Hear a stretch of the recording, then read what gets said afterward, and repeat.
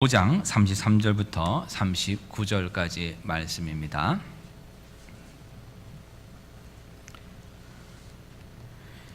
그들이 예수께 말하되 요한의 제자는 자주 금식하며 기도하고 바리새인의 제자들도 또한 그리하되 당신의 제자들은 먹고 마시나이다. 예수께서 그들에게 이르시되 혼인집 손님들이 신랑과 함께 있을 때에 너희가 그 손님으로 금식하게 할 수 있느냐? 그러나 그날에 이르러 그들이 신랑을 빼앗기리니 그날에는 금식할 것이니라. 또 비유하여 이르시되 새 옷에서 한 조각을 찢어 낡은 옷에 붙이는 자가 없나니 만일 그렇게 하면 새 옷을 찢을 뿐이요 또 새 옷에서 찢은 조각이 낡은 것에 어울리지 아니하리라. 새 포도주를 낡은 가죽 부대에 넣는 자가 없나니 만일 그렇게 하면 새 포도주가 부대를 터뜨려 포도주가 쏟아지고 부대도 못 쓰게 되리라. 새 포도주는 새 부대에 넣어야 할 것이니라. 묵은 포도주를 마시고 새 것을 원하는 자가 없나니 이는 묵은 것이 좋다 함이니라. 아멘. 착석해 주시기 바랍니다. 성경에서 기원한 여러 가지 많은 명언들이 있습니다만 이 새술은 새부대라고 하는 이 명언처럼 아마 우리 사회에 많은 큰 영향을 끼치는 것도 드물 것 같습니다. 정치라면 정치고 경제나 어떤 기업이나 단체나 어떤 스포츠계나 또 예술이든 간에 거의 모든 분야에 무엇인가 기존 체제를 부정하고 새로운 것을 일으킬 때마다 자신들의 행동을 정당화시키는 근거로 새술은 새 부대라는 말을 많이 사용하기 때문입니다. 그래서 일반적으로 새술은 새로운 생각이나 새로운 이상, 새로운 계획, 새로운 뜻을 가르치고 새 부대는 새로운 구조라든지 또는 새로운 조직이나 새로운 질서, 체계 그리고 새로운 인물 등을 가리킬 때 이렇게 주로 사용을 합니다. 그래서 이 관계 속에서 옛술과 오래된 부대, 낡은 부대는 버려야 할 것, 이제는 폐기 처분해야 할 것이고 새술과 새부대가 그것을 대체해야 할 것이라고 하는 인식을 가지고 새술은 새부대라는 말을 사용하고 있습니다. 그런데 오늘 본문을 우리가 좀 더 자세히 살펴보면 낡은 부대를 버리고 새 부대를 취하라는 말이 아니라는 것을 우리는 발견할 수 있습니다. 37절 말씀 보면 새 포도주를 낡은 가죽 부대에 넣는 자가 없나니 만일 그렇게 하면 새 포도주가 이 부대를 터뜨려, 이 부대는 바로 낡은 부대입니다. 낡은 부대를 터뜨려 새 포도주가 쏟아지고 낡은 가죽 부대도 못 쓰게 되리라 라고 얘기를 했습니다.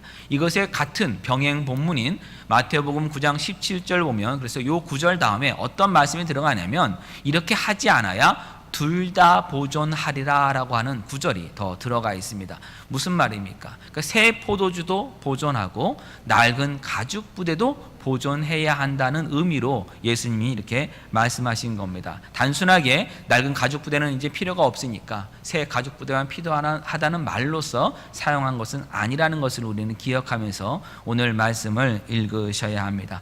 새 포도주가 만들어지는 과정에 대해서 잠시 설명을 드리려고 합니다. 제가 20년 전에 거의 20년 전입니다. 그러니까 제가 군대에 있을 때 영화를 거의 많이 못 봤기 때문에 몇 편 보지 않은 영화라서 그래도 그나마 이제 기억을 하고 있는데 구름 속의 산책이라고 하는 그런 영화가 있습니다. 이 영화가 어떤 영화냐면 아마 이제 어르신 분들은 많이 아시는 배우입니다. 앤소니 퀸이라고 이 노틀담의 꽃으로 나왔던 그 분입니다. 그 영화에 나왔던 분입니다. 그 대배우가 나왔고요. 그 다음에 나온 사람이 누구냐면은 그 젊은 사람들 그 당시 가장 유명했던 배우 중에 하나가 누구냐면 그 스피드라고 하는 영화가 있습니다. 그 영화에는 키아누 리브스라고 하는 그 배우가 있습니다. 그래서 이 키아누 리브스하고 안소니 퀸하고 같이 영화에 나온다 그래가지고 굉장히 화제를 모았던 영화인데요. 그 영화를 제가 이렇게 봤는데 그 영화 중에 이런 장면이 있습니다. 어느 날 이제 배경이 뭐냐면 포도 농장이에요. 포도 농장에 갔는데 그 포도 농장에서 축제를 벌입니다. 어떤 축제냐면은 포도를 다 수확한 다음에 포도주를 만드는 그 날입니다. 그래서 그 포도주를 만드는 그 축제를 벌이는 그 날의 장면인데 어떤 장면이냐면 이제 큰 나무통에다가 이제 수확한 포도를 갖다가 다 이게 들이붓습니다. 그 나무통 크기가 어느 정도였던가 보자면 우리가 보통 아이들이 집 뒷마당에서 수영하기 원할 때 이렇게 조그만 튜브 같은 거 놓지 않습니까? 그만한 정도의 그런 큰 통에다가 수확한 포도를 그냥 이렇게 다 집어넣습니다. 포도를 통에 집어넣을 때는 물을 집어넣지도 않고 씻지도 않습니다. 그냥 바로 수확한 것을 그대로 넣습니다. 우리가 이제 포도를 먹다 보면은 특히 한국 포도 같은 걸 보면은 하얀색 이 가루 같은 것이 이렇게 좀 묻어 있습니다. 하얀색이 포도 껍질에. 근데 우리가 이제 잘 모르는 분들은 그게 농약이라고 생각해 갖고 이제 그걸 막 물로 막 씻습니다. 그런데 사실은 그것이 그 포도의 그 당분입니다. 그 당분으로서 그 안에 뭐가 있냐면 효모가 들어있어 가지고 그게 나중에 발효하는데 사용되는 겁니다. 그래서 포도주를 만들 때는 물로 이 껍질을 다 씻지 않습니다. 그냥 그대로 집어넣고 이제 그것을 가지고 포도주를 만드는데, 이것처럼 이제 큰 통에다가 그냥 포도를 갖다가 들이부었습니다. 들이부은 다음에 어떻게 하냐면 이제 여자들이 그 통 안에 들어가서 이제 막 이제 뜁니다. 발로 막 밟습니다. 우리가 예전에 뭐 다 아마 해보셨을 겁니다. 그 담요 빨 때 큰 다라에다가 그죠? 다라다가 담요 집어넣고 막 들어가서 밟잖아요. 뭐 국물 나올 때까지. 그것처럼 그 안에 들어 밟는데 그냥 밟는 것이 아니라 옆에서는 아주 풍악이 울립니다. 밴드가 막 악기를 연주하고 있고요. 그때 막 여인들은 들어가갖고 막 신나게 밟고 춤을 추고 하는 것이 그 포도주를 처음 만드는 그 광경입니다. 굉장히 멋있게 나옵니다. 이 포도라고 하는 것은 그냥 가만히 놔둬도 이제 껍질과 포도 알맹이만 분리돼서 있으면은 포도주가 됩니다. 앞에서 말씀드린 대로 포도 껍질에 있는 그 당분이 되는 그 효모하고 포도즙하고 이게 만나면은 그것이 발효가 되면서 포도주가 되고요. 거기에 물을 붓지 않아도 포도 알맹이 나오는 그 물로서 또 이렇게 물이 생기기 때문에 자연스러운 포도주로서 만들어지게 되는 겁니다. 이렇게 포도가 자연 발효가 되면서 어떤 일이 벌어지냐면 점점 이렇게 거품들이 나면서 이 팽창이 되기 시작합니다. 팽창이 되기 때문에 처음에 만들었던 그 양보다 훨씬 많아지게 되는 이런 일들이 벌어지게 되는 거예요. 커질 때 말입니다. 그래서 가죽 부대에 넣을 때 새 가죽 부대에 넣어야지만 그 포도가 팽창하는 거, 포도 그 발효가 팽창하는 것을 이렇게 감당할 수가 있습니다. 가죽도 이게 호흡을 하는 겁니다. 그래서 가죽도 점점 늘어나기 때문에 새 가죽 부대가 넉넉히 그걸 감당할 수 있는데, 낡은 가죽 부대는 그것이 되질 않습니다. 이유는 뭐냐면 이미 팽창할 대로 다 팽창했기 때문에 더 이상 팽창을 하지 않는데, 거기다가 포도즙을 집어넣으면 그것이 발효가 되면서 즉 낡은 가죽 부대를 터뜨리게 돼서 다 쓸모없게 됩니다. 그러니까 포도주를 만들 때는 이렇게 새 가죽 부대에다가 즙을 만든 그 껍질을 한 것을 집어 넣은 다음에 점점 이렇게 발효가 되게 하면서 시간이 지나면 숙성이 되면 그 포도주가 이게 맛있게 된다고 이렇게 얘기를 합니다. 그리고 더군다나 포도주는 대부분 새로 방금 만든 것보다는 조금 시간이 흐른 거, 좀 오래 숙성된 것이 맛이 더 좋다고 이렇게 알려져 있습니다. 제가 이렇게 알려져 있다라고 얘기한 것은 들은 풍월이라는 거지 맛을 보고 제가 확인한 것은 아니라는 것을 이렇게 말씀을 지금 드리는 겁니다. 아무튼 그래서 오래된 것이 좀 낫다라고 이렇게 얘기를 합니다.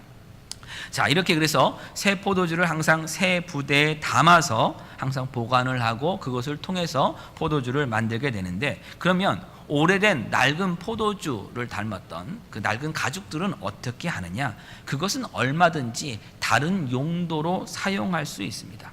그곳에다가 기름을 담아 놓아도 되고 다른 물건들을 담아 놓아도 요긴하게 쓸 수 있습니다. 그래서 예수님의 지금 이 말씀은 뭐냐면 낡은 가죽 부대는 낡은 가죽 부대대로 쓸모가 있다는 겁니다. 그 쓸모 있는 것을 왜 일부러 망가뜨리냐는 거예요. 어떻게 해요? 새 포도주를 왜 거기에 굳이 집어넣어서 둘 다 못 쓰게 만들 필요가 있느냐? 낡은 것은 낡은 대로 다 그냥 용도가 있으니까 그대로 사용하라 그러고, 지금은 새 포도주가 있기 때문에 새 포도주는 당연히 새 가죽 부대에 넣어야 한다는 의미로 지금 말씀하신 것이지, 낡은 가죽 부대를 다 버리고 무조건 새 가죽 부대를 취하라는 그 의미로서 하신 말씀은 아닙니다. 예수님의 이 말씀을 우리가 많이 오해하면은 이 낡은 가죽 부대를 어떤 그 유대인의 율법으로만 해석할 수가 있습니다. 그래서 예수님이 율법을 다 이렇게 폐하시는 것이고 이 은혜의 새 가죽 부대를 예수님이 취하신 것이다 라고 이렇게 해석을 하기도 하는데, 그렇게 되면은 마태복음 5장 17절 말씀이 하듯이 내가 율법이나 선지자를 폐하러 온 것이라고 생각하지 말아라. 나는 그것을 폐하러 온 것이 아니라 그것을 완전하게 하기 위해서 왔다고 하는 예수님 말씀과는 또 충돌하기 때문에 우리가 그렇게 해석해서는 안 됩니다. 이제 좀 자세히 오늘 말씀을 살펴보도록 하겠습니다. 오늘 말씀을 보실 때 여러분들은 문맥을 좀 주의 깊게 살펴보셔야 합니다.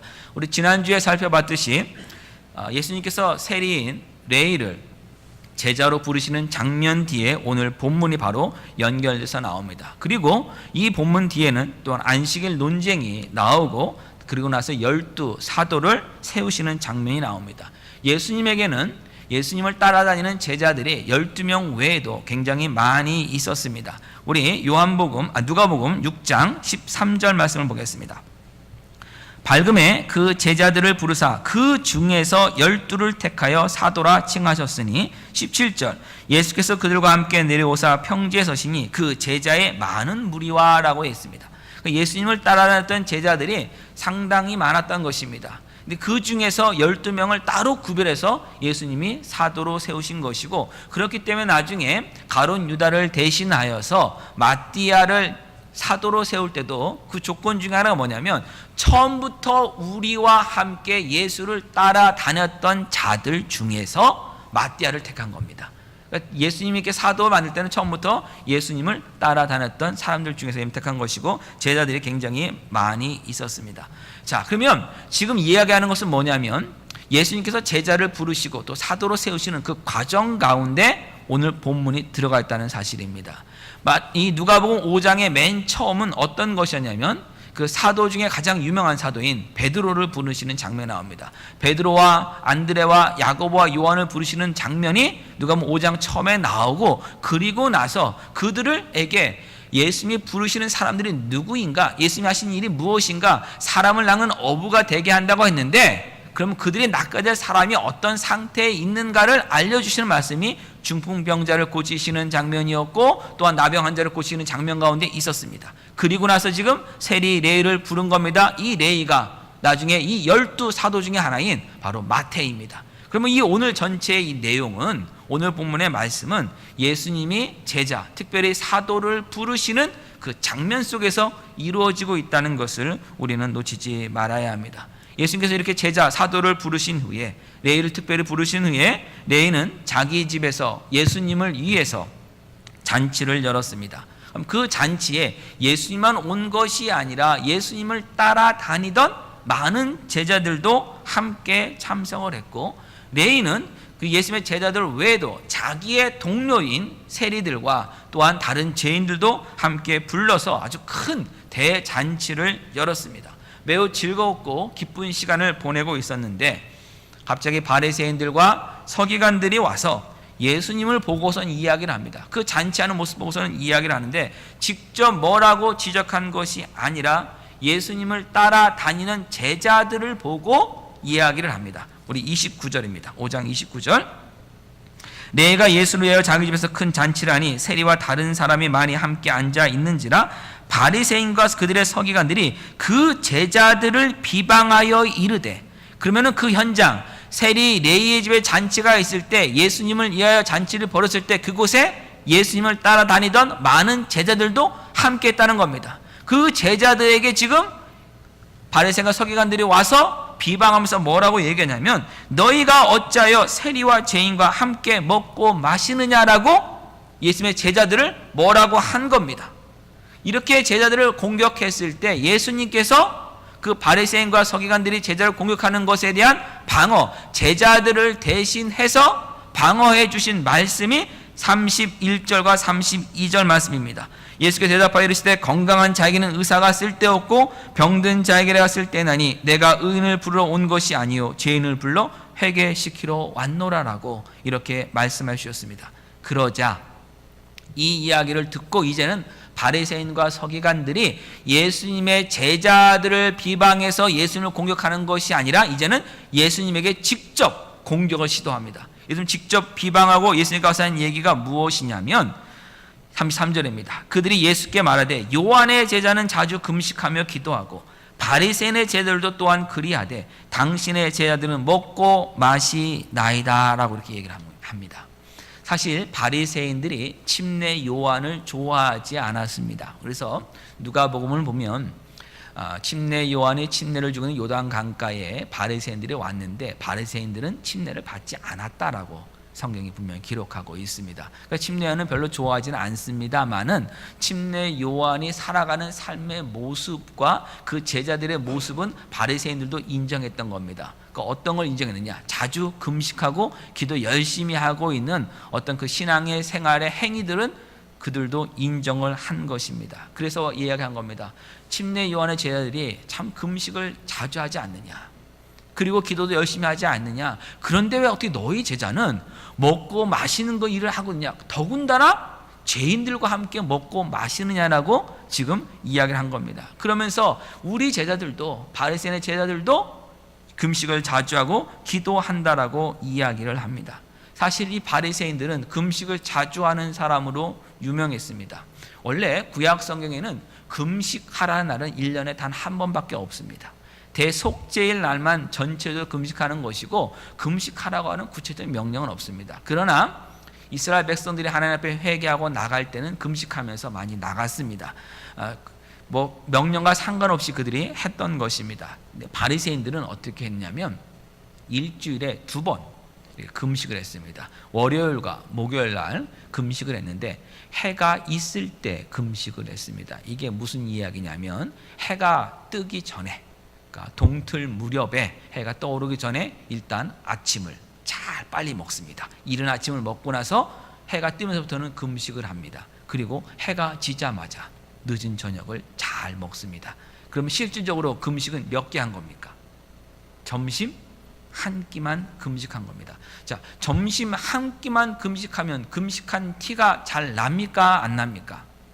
여러분들이 점심을 한 끼를 굶으면 여러분의 한 끼 굶자마자 설설설설 기면서 막 하늘이 노래지고 막 이렇게 힘 다 빠지고 그런 분이 있긴 있어요.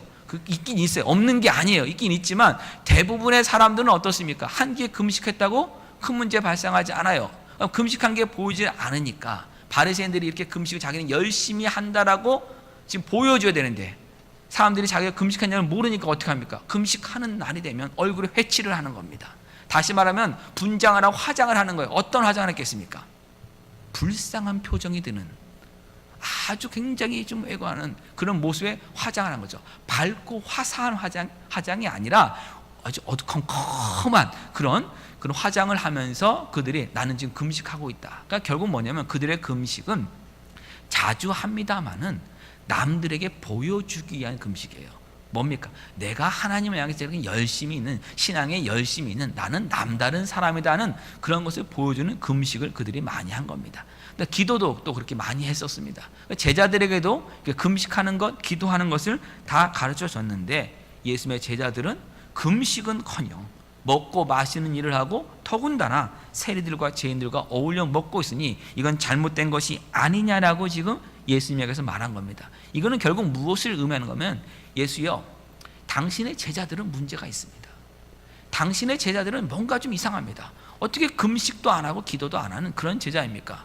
더군다나 어떻게 세리와 죄인들과 같이 어울리고 있습니까? 함께 먹고 마시고 있습니까? 이렇게 이야기를 하면서 당신이 지금 제자를 잘못했겠고 제자를 지금 잘못 가르쳐주고 있습니다 하고 예수님의 제자 훈련 방법까지도 지금 그들이 뭐라고 지금 지적한 것입니다. 이런 지적에 대한 예수님의 답변이 34절과 39절 전체에 이르는 오늘 본문 말씀입니다. 첫 번째 예수님이 하신 말씀이 무엇입니까? 지금은 금식할 때가 아니라는 사실입니다. 이 말은 무엇이냐면 금식이나 기도가 잘못된 것은 아니라는 거예요.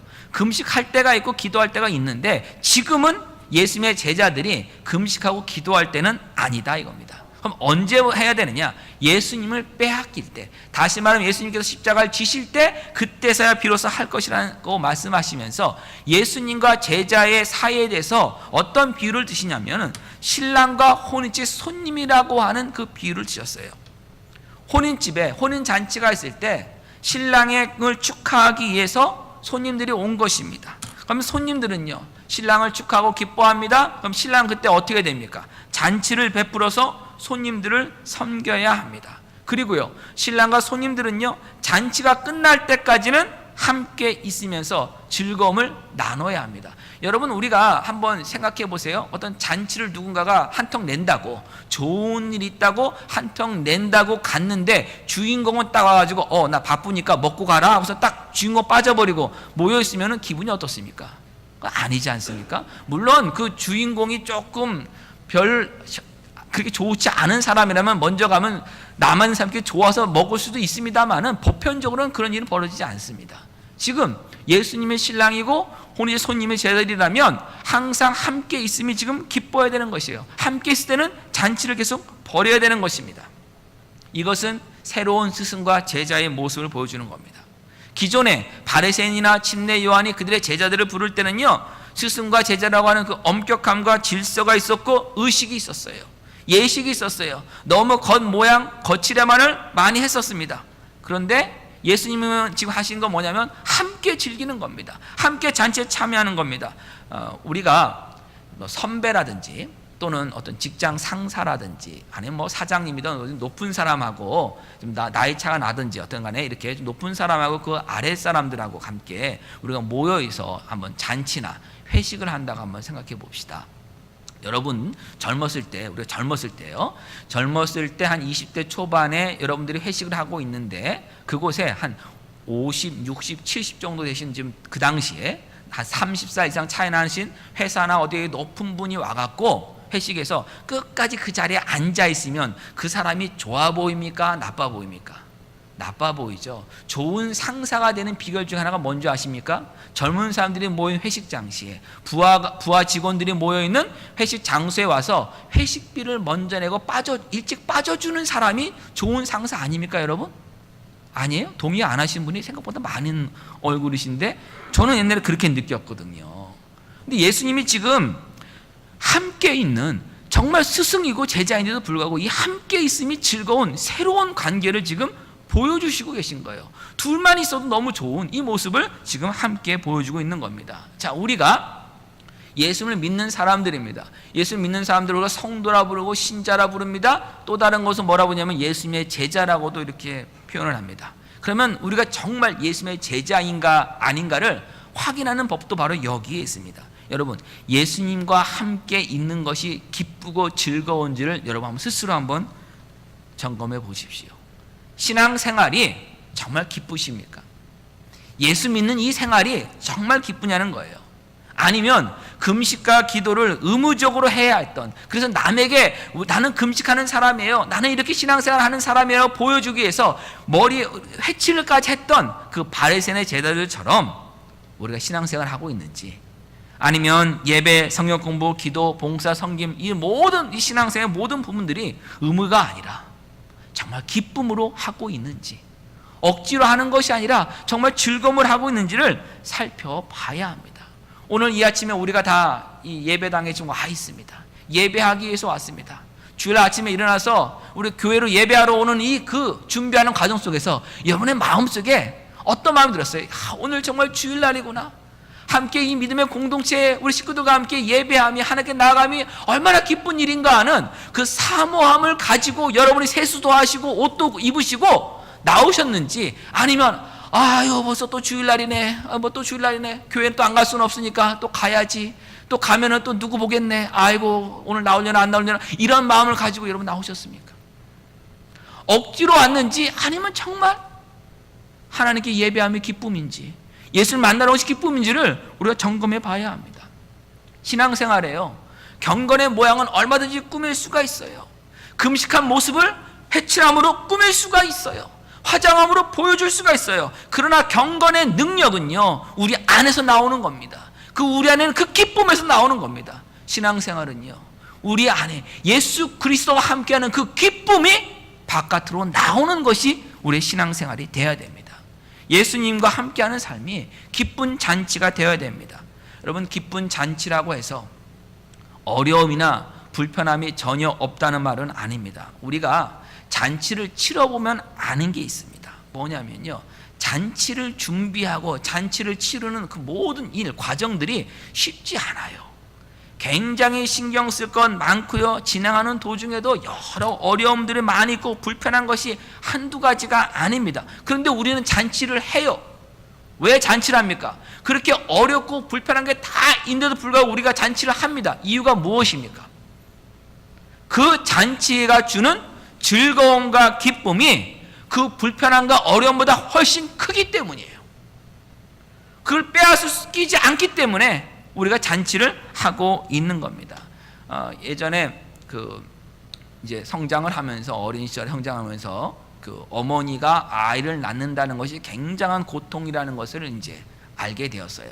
그래서 제가 어린 시절에 어머니한테 가서 엄마도 나 낳을 때 많이 아팠어? 그랬습니다. 그러니까 아팠지 그러셨어요. 그러면 누나 아플 때도 그러면 아팠던 거야? 그래서 아팠지. 그럼 누나 낳고 말집에 또 아픈 것을 또 했어 그랬어요. 제가 하지 말아야 할 말을 한 거죠. 왜 그렇습니까? 그러면 제가 지금 이 자리에 있겠습니까, 여러분? 그러잖아요. 근데 어머니 말씀이 그 다음 말씀 뭔지 아십니까? 다 잊어버린다는 거예요. 아기를 낳고 아기를 키우면서 아기를 낳을 때 고통을 다 잊어버리고 그 키우는 기쁨이 너무 커서 결국 또 낳았다는 거예요. 여러분, 이게 잔치하고 똑같은 거예요. 잔치가요, 함께하면 여러분 불편한 건 너무 많고 힘든 일 너무 많지만 잔치를 통해서 함께 기뻐하는 기쁨이 더 크기 때문에 우리가 잔치를 하는 거예요. 그 기쁨이 없으면 우리가 왜 고생하면 잔치를 하겠어요? 할 필요가 없지 않습니까? 예수님과의 만남도 마찬가지예요. 예수님과 함께하는 것이 잔치의 기쁨이에요. 그런데 그것이 불편한 것이 없다는 말이 아니에요. 어려운 일이 없다는 말이 아니에요. 힘든 것이 없다는 것이 아니에요. 예수님과 함께하는 삶 가운데 어렵고 힘든 일 너무너무 많아요. 없는 거 아니에요. 그러나 예수님과 함께하는 그 기쁨이 그것보다 훨씬 큰 거예요. 비교할 수 없는, 이 세상이 줄 수 없는 기쁨이 있기 때문에 우리가 예수님과 함께하는 신앙생활을 하는 겁니다. 그 기쁨이 우리 안에 있는지를 우리는 점검해 봐야 되는 거예요. 그래서 예수 믿는 사람들은요, 이 기쁨이 있어야 돼요. 타고날 때부터 노안으로 태어나신 분들은 어쩔 수 없는 겁니다. 그건 어쩔 수 없는 거고, 그렇지 않은 분들은요, 예수 믿으시면서 좀 동안으로 바뀌셔야 돼요. 누구처럼. 누구처럼. 제가 누구라고 이 얘기는 못하겠지만 젊게 그냥 사셔야 된다고요. 왜요? 기쁨이 있어야 될 거 아니에요. 기쁨이 신앙생활에. 이 세상 그 어려움을 다 상세하고 남는 그 기쁨을 우리가 확인해야 됩니다. 사도 바울이 예수님을 전하며 사는 삶이 얼마나 힘들었는지 뭐라 그랬냐면, 차라리 내가 세상을 떠나서 그리스도와 함께 있기를 원한다라고 이렇게 얘기를 했습니다. 세상을 떠난다면은 내가 차라리 죽는 것이 좋겠다. 이 핍박과 고통을 내가 왜 받느냐라고 얘기를 합니다. 그런데 그걸 끝나는 것이 아니라, 세상을 떠나는 것이 고난과 핍박을 피하기 위해서 떠나는 것이 아니라, 그 떠나기 원하는 것도 예수님과 함께 있게 떠나는 거예요. 그 모든 이 사도 바울의 삶의 근원은 뭐냐면 예수 그리스도와 함께함의 즐거움을 항상 보고 가는 거예요. 그래서 세상을 떠나서 예수와 함께하면 더 즐겁고 더 좋은 일인데 불구하고 이 땅에 남은 것은, 이 땅에 남아서 너희의 기쁨을 더 충만케 하고 너희의 믿음을 더 세워져 가게 하는, 그리스도의 사랑을 더 풍성하게 하는 그 일을 위해서 내가 한다라고 사도 바울은 이야기를 합니다.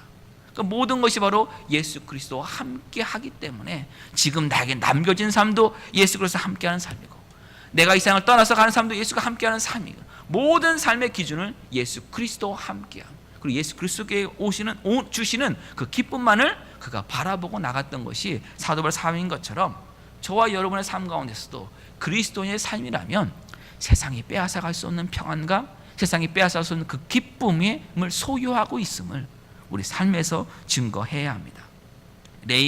레이라고 하는 이 세리도 죄인이었습니다. 누구나 다 인정하는 죄인이었습니다. 예수님 만나고 예수님 부르심을 받은 후에 그가 했던 첫 번째 일이 무엇이었습니까? 기쁨의 잔치를 열어서 그 기쁨의 잔치에 그도 참여하는 겁니다. 근데 바리새인의 제자들은 어땠습니까? 자기들끼리는 의로운 사람들이에요. 스스로 의롭다 여기는 사람들입니다. 근데 기쁨의 잔치에는 그들이 참여하지 못했어요. 죄인이었던 사람이 잔치에 참여하는 것, 그것이 하나님 나라가 움직이는 원리입니다. 죄인은 하나님과 분리된 사람입니다. 근데 그 죄인이 예수 그리스도의 대속의 죽음을 통해서 죄 용서함을 받았습니다. 예수 그리스도의 대속의 죽음을 믿는 믿음을 가지고 하나님의 자녀라고 하는 칭함을 받게 되었습니다. 하나님과의 교제가 회복된 겁니다. 하나님과 분리됐던 죄인이 하나님과 교제가 회복되는 이 놀라운 역사가 일어난 것이 바로 죄인이 의인이 되고 의롭다 여겨짐 받는 이 구원의 역사가 바로 이 안에 일어나는 것입니다. 바로 하나님과 분리됐던 삶이 하나님과 함께하는 가장 큰 기쁨을 맛보는 겁니다. 예수님 제자로 부르신 사람, 택하신 사람은 바로 죄인임을 인정하는 회개한 사람들, 그들을 예수님은 제자로 부르셨습니다. 죄 용서함의 기쁨이 넘치는 사람들을 예수님은 제자로 삼으신 겁니다. 바리새인들이나 또는 서기관들이 제자를 택하는 기준을 보면은 사도 바울 같은 사람을 제자로 택했습니다. 사도 바울 가문이 참 좋은 사람입니다. 좀 열심히 있습니다. 실력도 참 좋은 사람입니다. 이런 제자를 택해야 스승의 명예도 세워줄 수 있습니다. 그리고 당시에 바리새인들 같은 경우는 제자를 택할 때 제자들이 먼저 찾아왔어요. 유명한 선생님이 되면 제자들이 찾아서 저를 받아주십시오 하면은 그 제자의 집안이나 모든 걸 다 본 다음에 그들을 제자로 택해 줬어요. 근데 이런 방법이 다 뭐냐? 헌옷이고 낡은 가죽 부대의 방법이에요. 예수님이 제자를 부르시는 장면은 어떻습니까? 예수님이 먼저 찾아가셨습니다. 베드로와 안드레아, 야고보, 요한은 자기 일을 하고 있었어요. 어부의 일을 하고 있을 때 예수님 그를 찾아가셔서 그들의 삶의 현장에서 그들을 불러주셨어요. 세례였던 이 레위도 마찬가지입니다. 세간에 앉아 있을 때 예수님이 가서 부르셨습니다. 근데 그들이 자기 일을 하고 있다는 건 뭘 얘기하냐면 예수님께로 먼저 찾아갈 수 없었던 사람들이고, 이 사람들은 결국에는 바리새인과 서기관들에 가서 저를 제자로 받아달라고 할 수 없는 사람들이에요. 그들이 하고 있던 그 직업적인 면에서도 그렇고 그들이 배웠던 모든 실력적인 면에서도 그렇고 그들은 그 일을 할 수가 없습니다. 그런데 그들을 예수님은 불러주셨어요. 이들이 얼마나 답답했는지 성경을 보다 보면 예수님이 여러분 복음서 읽다 보면 제자들에게 예수님이 이러면서 아직도 너희가 깨닫지 못하느냐, 아직도 내가 깨닫지 못하느냐고 예수님이 계속 말씀하세요. 그 말은 무슨 말입니까 여러분? 제자들이 깨달음이 빨랐다 늦었다는 겁니까? 늦었다는 거죠. 아직도란 말은 무슨 말이에요? 아직도란 말은 예수님이 뭐가 들어가 있는 거예요? 그 마음 안에 답답함이 들어가 있는 거 아닙니까? 아직도 모르느냐? 그렇게 가르치는데 아직도 모르느냐? 그런데요, 사도 바울 보세요. 사도 바울이 담에서 도상에 예수님 만납니다. 만나고 나서 3일간 눈이 보이질 않아요. 3일 만에 아나니아라는 사람의 안수를 통해서 그가 눈이 떠지게 됩니다. 즉시 일어나 침례를 받고 음식을 먹고 강건해진 다음에 며칠간 제자들과 함께 있자마자 뭐 한 줄 아십니까? 가서 복음을 전합니다. 예수님을 정하는데 얼마나 잘 정하는지 원래 있던 유대인들이 사도 바울을 너무 미워하는 일들이 벌어집니다. 사도 바울은 일주일이면 복음 전했어요. 그 당시에. 근데 제자들은요 3년 동안 있었는데 예수님 계속 하신 말씀 뭐였어요? 아직도 모르느냐? 아직도 깨닫지 못하느냐? 그런데 예수님 부르신 사람들이 그런 사람들을 제자로 부르셨어요.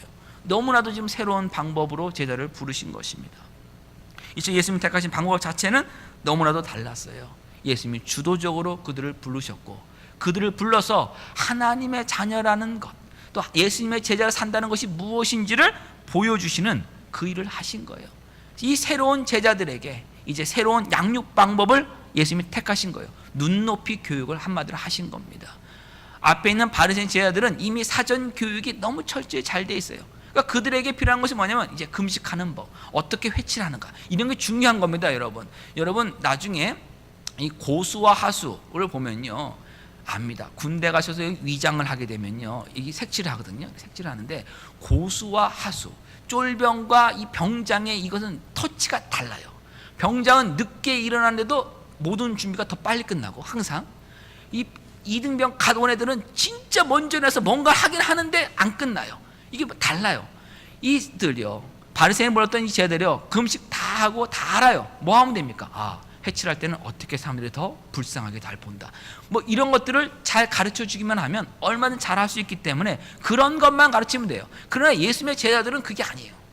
예수님이 누구시고 예수님이 부르시는 삶이 무엇인지를 보여주는, 그걸 나타내야 되기 때문에 전혀 새로운 방법으로 예수님이 제자 양육을 하셔야 돼요. 바로 새 가죽 부대에 그들을 집어넣으셔서 그들을 양육을 하신다고 하는 것을 보여주신 것이 바로 오늘 말씀이에요. 그 예를 통해 세 가지 비유를 하시는데 36절부터 39절까지의 비유입니다. 그런데 사실은 모두 같은 비유인 것이 36절에 또 비유하여 이르시다 할 때 그 비유라는 단어가 단수입니다. 단 하나입니다. 그 세 가지 밑에 있는 모든 내용이 사실은 같은 겁니다. 그리고 36절과 37절과 39절 보면 뭐뭐 하는 자가 없나니라고 3번 나옵니다.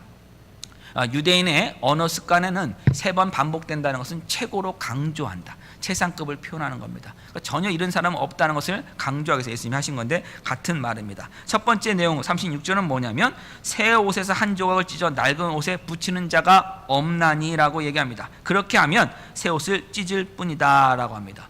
헌 옷을 수선하겠다고 새 옷을 잘라서 덧붙인 일은 하지 않는다는 거예요. 왜 그런가 하면 여러분, 이 새천, 새 옷의 그 천은 이 수축이 많이 일어나는 천이 됩니다.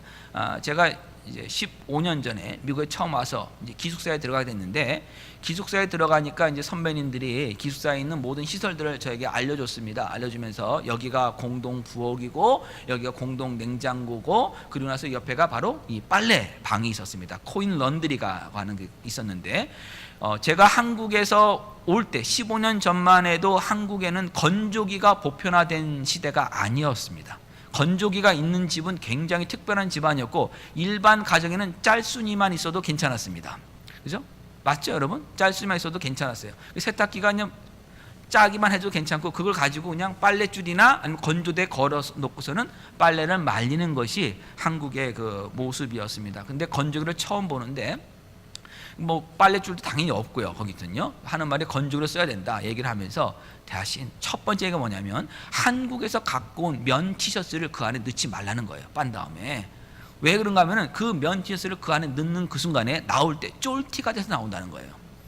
그래서 몇 번 하다 보면은 도저히 입을 수가 없게 다 쫄아 붙는다라고, 절대 그렇게 하지 말라라고. 한국은 순면을 다 사용하는데 미국은 순면 티가 거의 적고 뒤에 뭐 10% 20%가 다른 게 섞여 있다 뭐 이런 얘기를 하면서 절대 그러지 말라라고 했던 것이 기억이 납니다. 마찬가지예요. 새 천을 갖다가 헌 옷에 덧붙이면 그 새 천이 수축되면서 빨고 말 수축되면서 헌 옷을 더 망가뜨리게 되는 그를 하니까 하지 말아야 되는데, 그런데도 불구하고 그걸 할 때 그냥 천이 남아 돌아서 하면 모를까? 어떻게 새 옷이 있는데 그 헌 옷을 떼우겠다고 새 옷을 구멍 내 갖고 그걸 메꾸냐 이거예요. 얼마나 미련한 일이냐라고 지금 말하고 있는 것입니다. 그러면 이것은 우리에게 지금 무엇을 보여주냐? 우리가 그리스도인으로 새롭게 태어났으면, 새 옷을 입었다면 그 새 옷을 입고 살아가야 되는 것이지, 우리 옛 것을, 옛생활을 땜질하기 위해서 살아서는 안 됩니다. 예수 믿는다는 것은 옛날에 내가 살던 사람을 좀 더 나은 모습으로 좀 더 개선하기 위해서 살아가는 삶이 아니라 완전히 새로워지는 삶이에요. 죄인이 하나님의 자녀가 되는 삶인 것이지, 우리가 운명이 바뀌는 것이지, 그냥 좀 괜찮은 사람이었는데 조금 흠이 있는 그곳을 그냥 덧붙여서 메꾸기 위해서 예수 믿는 것이 아님을 지금 말씀해 주고 있는 겁니다. 또한 새 포도주로 만들어졌으면 새 가죽 부대에 들어가야 합니다.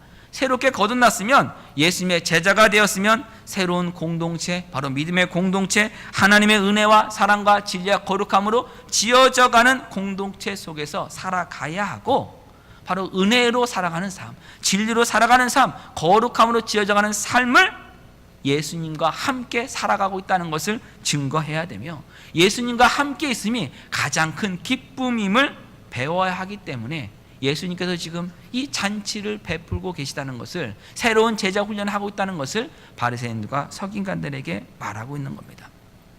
자, 우리가 주목해 볼 것이 이겁니다. 바리새인과 서기관들은 예수님의 제자들이 누구와 함께 있는 것을 주목했습니까? 세리와 죄인들과 함께 있으며 먹고 마시는 것을 주목했어요. 근데 예수님은 뭘 주목했어요? 제자들이 누구와 함께 있는 걸 주목했습니까? 세리와 죄인들과 함께 있는 걸 주목한 것이 아니라 예수님과 함께 있음을 주목했어요. 신랑과 혼인손님이 함께 있는 것을 주목했어요. 예수님은 지금 말씀하고자 하는 것이 뭐냐면 나와 함께 있다는 거예요. 예수님과 함께함이 가장 기쁘다는 것을 지금 가르쳐주고 있다고 말씀하고 있는 겁니다. 우리가 교회생활, 우리가 신앙생활을 하면서 참 많은 어려움들을 겪습니다. 특히 사람들 사이에서 많은 어려움들을 겪게 되는데, 믿음의 식구들이라고 해서, 주 안에서 만난 형제 자매들이라고 해서 다 정말 100% 선한 사람으로 살아가는 것이 아닙니다. 내만 같지 않은 사람들이 많이 있어요. 왠지 정이 안 가는 사람이 있고요, 특이한 사람도 좀 있습니다. 저한테 누구냐고 묻지 마세요. 저는 그런 사람 없으니까 저한테 그런 사람 묻지 마시고, 그럴 때가 있다는 거예요. 근데 목회자로 살아가면서도 제가 그걸 느끼는 게, 제가 목사님들 모임 가서도 정말 이게 악수하기가 힘든 분들이 있어요. 정말 특이한 분들이 있어요. 먼저 다가가기가 참 정이 안 가는 그런 분들이 솔직히 없는 게 아니라고요. 이제 그러다 보면 어떤 일이 있냐면, 그 모임에 별로 가고 싶지가 않아요. 굳이 내가 왜 거기까지 가서 그런 기분을 상하는 일들을, 만나기 싫은 사람들을 왜 별로 보고 싶지 않은 사람을 봐야 되는가 하는 그런 마음이 생기게 됩니다. 여러분, 그걸 조심하셔야 됩니다. 지금 무엇이 문제인가 하면은, 우리가 지금 누구하고 주목하는 겁니까? 내가 누구와 함께 있는 걸 주목하는 거예요? 세리와 죄인들과 함께 있는 걸 주목하는 거예요. 근데 내가 주목해야 될 것은 무엇입니까? 예수님이 나와 함께하고 계심을 주목해야 우리 안에 주어진 기쁨을 뺏기지 않는 거예요. 지금 예수님의 제자들도 세리와 죄인들과 함께 있어요. 그러나 그들이 함께 있는 것의 중점은 누구냐면, 예수님과 함께하고 있는 겁니다. 그것이 우리 신앙생활의 중심이 돼야 돼요. 우리가 그래서 신앙생활 하시면서 사람 보지 마세요. 아직 정말 거룩과 의로 지어져 가고 있는 그 과정 속에 있는 그 사람 때문에 아파하지 마세요. 그 사람들 때문에 예수님과 함께하고 있는 그 기쁨 뺏기지 마세요. 예수님이 우리의 기쁨입니다. 예수님과 함께함이 우리의 기쁨입니다. 예수님이 우리 함께 계심을 기억하고, 성령님께서 지금 우리 모두를 변화시키고 계심을 기억하면서 성령님을 찾아가십시오. 예수님 바라보십시오. 그것이 여러분 진정한 신앙생활이고, 새 가죽 부대에 들어가 있는 삶입니다. 그래서 우리 신앙생활을 볼 때 정말 그 안에서 예수님이 함께 하신 그 기쁨을 통해서 용서하고 화해하고 사랑하고 섬기고 참아주고 절제하는 이런 성령의 열매들 맺어가는 그 훈련 해야 합니다. 그냥 이루어지는 것이 아니라 새 포도주가 새 가죽 부대 안에서 지금 불불 끓어가면서 그 일이 지금 이루어지고 있는 것이에요. 39절 마지막 말씀 보겠습니다. 묵은 포도주를 마시는 사람은 새 포도주를 마시려고 시도도 하지 않는다라고 이야기합니다. 이유는 묵은 포도주가 더 좋은 것을 알기 때문이라고 이렇게 이야기를 합니다. 이것은 지금 무엇을 의미하고 있는 거냐면, 바리새인과 서기관들이 지금 새 포도주를 마시려고 하지 않기 때문이에요. 예수 그리스도가 오셨는데 예수 그리스도를 믿으려고 하지 않기 때문입니다. 자신들이 가지고 있는, 정말 스스로 의롭다 여기고 있는 율법 이 정도만 지키면, 겉모양만 지키면 된다고 하는 그걸 버리지 못하고 있는 그들에게 은혜의 자리에 나오라고, 기쁨의 잔치에 나오라고 예수님 지금 초대하신 겁니다. 정말 같은 종류의 포도주가 아니라, 그래서 새로운 포도주가 아니라 새로운 종류의 포도주입니다. 가나의 혼인잔치처럼 예수님이 만드신 포도주는 이전과는 비교할 수 없는 전혀 새로운 바로 포도주입니다. 모든 사람을 부르시는 하나님의 은혜입니다. 바리새인과 서기관들은 혈통과 육정과 사람의 뜻으로 제자를 택했습니다. 예수 그리스도는요, 하나님의 은혜와 그 믿음 주심을 통해서 우리를 택하셨습니다. 하나님께로 난 것이 바로 하나님의 자녀가 되기 때문입니다. 그렇기에 우리는 이제는 새 가죽 부대에 들어간 삶을 살아가야 합니다. 하나님께서 저와 여러분을 새로운 피조물로 만들어 주셨어요. 새로운 피조물로 만들어 주셨기 때문에 그리스도라는 이 새로운 피조물에 맞는 새로운 가죽 부대에 들어가서 우리 삶을 살아가야 합니다. 신앙 행위의 어떤 구별됨과 익숙함이라는 어떤 묵은 포도주, 오래된 포도주와 낡은 가죽 부대, 헌옷이 죄인들을 부르시는 예수 그리스도의 은혜와 하나님의 사랑을 막아서는 안 됩니다. 하나님 나라의 잔치와 그 기쁨을 방해해서는 안 됩니다. 항상 우리 기억할 것은 예수 그리스도와 함께함이 우리의 가장 큰 기쁨임을 증거하는 삶을 살아가야 합니다. 신앙생활하면서 우리 교회만의 좋은 장점들이 있습니다. 익숙한 전통들이 있습니다. 또 우리 각자 한 사람 한 사람의 신앙 색깔들은 아마 다 다를 겁니다. 그 모든 것 다 쓸모없는 것 아닙니다. 유익한 점 많이 있습니다. 그리고 언젠가 그것이 다 사용될 때 다 있습니다. 보존되어야 됩니다. 그러나 혹시라도 내가 가지고 있던 먼저 가지고 있었던 그것이 천국의 즐거움을 우리 주의 형제자매들과 함께 만나서 같이 나누는 것을 방해한다면 뒤로 밀어놓을 필요도 있습니다. 우리는요, 새 가죽 부대에 들어가라고 예수님께서 변화시켜준 새 포도주입니다. 예수 그리스도의 은혜만을 붙들며 살아가는, 그 은혜만을 증거하는 삶을 살아가라고 예수님께서 지금 잔치를 베풀어 주셨습니다. 잔치에 어려움이 있을 수 있고 불편함이 있을 수 있습니다. 그러나 여러분 기억하십시오. 예수 그리스도와 함께함이 우리의 가장 큰 기쁨이고 그 기쁨 빼앗길 수 없습니다. 그렇기에 그것 여러분 바라보시면서 여러분 주변에 우리의 이웃들에게, 우리 함께 만난 믿음의 사람들에게 예수님이 나의 기쁨이심을 증거하십시오. 하나님의 사랑을 입은 자로 증거하십시오. 섬기시고 사랑하시고 참아주고 격려해주고 또한 함께 기도하며 또 함께 정말 사랑을 나누는 그런 성숙한 그리스도인의 삶으로 여러분 지어져 가시길 주님의 이름으로 간곡히 부탁드립니다. 기도하겠습니다. 하나님 은혜 감사합니다. 저희들 낡은 것에 너무 익숙한 삶을 살아갔습니다. 저에게 주어져 있고 이미 가진 것에 익숙함 때문에 하나님의 은혜와 그 사랑과 그 기쁨을 오히려 뒤로 밀어놓은 삶을 살아갔었습니다. 하나님, 이제 다시는 그 길에 서지 않고 하나님의 사랑과 예수 그리스도의 은혜만을 전하는 새로운 피조물로서의 삶, 새로운 포도주로서의 삶을 살아가는 저희 모두가 되게 하여 주셔서 이제 하나님께서 우리를 이끄시고 우리를 통해서 이루고자 하시는 하나님 나라의 그 잔치를 이 세상에 소개하며 증거하는, 승리하는 성숙한 그리스도인으로 살아가는 저희 모두가 되게 하여 주시옵소서. 하나님, 저희들의 힘만으로, 의지만으로, 능력만으로, 결심만으로 할 수 없는 일입니다. 성령님, 이 시간 찾아와 주시고 충만히 임하여 주셔서 성령님이 도와주시는 힘으로써 예수 그리스도의 잔치, 천국의 잔치를 계속 진행해 나가는 기쁨의 승리가 있는 신앙생활 하는 저희 모두가 되게 하여 주시옵소서. 예수님의 이름으로 기도합니다. 아멘. 우리 이 시간에 하나님